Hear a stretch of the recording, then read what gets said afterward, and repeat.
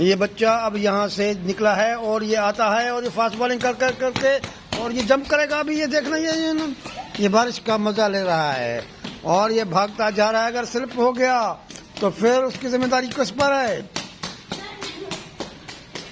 ये बच्चा बड़ा शरारती बच्चा लगता है क्योंकि इसको भागने का बहुत शौक है। अब देखते हैं कि ये बच्चा कहाँ कहाँ भागता है और भागते भागते ये थक गया है। अब ये बैठने के चक्कर में है।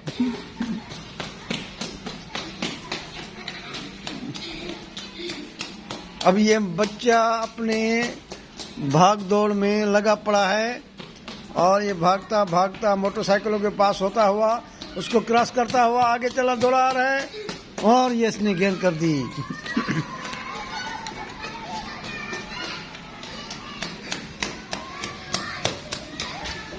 भाई आपका नाम क्या है? इधर बताओ बताओ। हैं? ये क्या है नाम है? ये कौन सा नाम है? नाम क्या है तेरा?